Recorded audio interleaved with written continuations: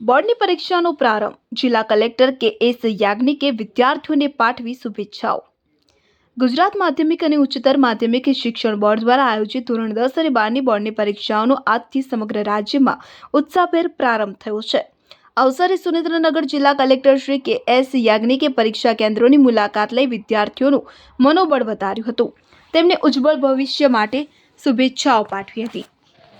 અત્રે કલેક્ટરશ્રીએ જણાવ્યું હતું કે જિલ્લામાં પરીક્ષાના સુચારુ સંચાલન માટે વહીવટી તંત્ર દ્વારા તમામ તૈયારીઓ પૂર્ણ કરી લેવામાં આવી છે. જિલ્લામાં કુલ 127 પરીક્ષા કેન્દ્રો પર 1078 બ્લોકમાં પરીક્ષાનું આયોજન કરવામાં આવ્યું છે. આ વર્ષે જિલ્લાના અંદાજે 32,708 જેટલા વિદ્યાર્થીઓ પોતાના ભવિષ્યને આકાર આપવા માટે બોર્ડની પરીક્ષા આપી રહ્યા છે. કલેક્ટરશ્રીએ પરીક્ષા કેન્દ્ર પર વિદ્યાર્થીઓ સાથે સંવાદ સાધતા નોંધ્યું હતું કે વિદ્યાર્થીઓ આ પરીક્ષાને લઈને ભારે ઉત્સાહ જોવા મળી રહ્યો છે. જો કે પરીક્ષાના પ્રથમ દિવસે થોડા તણાવ હોવો સ્વાભાવિક છે, પરંતુ વિદ્યાર્થીઓનો આત્મવિશ્વાસ કાબિલે દાદ છે. તેમણે વધુમાં ઉમેર્યું કે જિલ્લા વહીવટી તંત્ર આજે પરીક્ષા કેન્દ્રો પર હાજર રહી વિદ્યાર્થીઓને પ્રોત્સાહિત કરી રહ્યું છે, જેથી તેઓ કોઈ પણ પ્રકારના ભય વગર શાંતિપૂર્ણ માહોલમાં પરીક્ષા આપી શકે.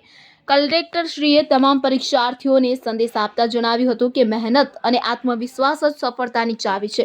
તેમણે તમામ બાળકોને તણાવ મુક્ત રહીને પેપર લખવા અને ઉત્કૃષ્ટ પરિણામ મેળવી જિલ્લાનું નામ રોશન કરવા માટે અંતઃપૂર્વકની શુભેચ્છા પાઠવી હતી. 26થી ગુજરાત રાજ્ય માધ્યમિક અને ઉચ્ચતર માધ્યમિક શિક્ષણ બોર્ડની પરીક્ષાઓ શરૂ થઈ છે. એમાં 127 પરીક્ષાના સ્થળો છે અને 1078 બ્લોક છે. 32,708 જેટલા બાળકો એમના ભવિષ્ય માટે આજરોજથી બોર્ડની પરીક્ષાઓ આપવા જઈ રહ્યા છે. જિલ્લા વહીવટી તંત્ર તરફથી આ બાળકોને તેમના ઉજ્જવળ ભવિષ્યની શુભેચ્છાઓ આપવા માટે અમે આજરોજ અહીં હાજર રહી અને બાળકોને શુભેચ્છાઓ અર્પણ કરી.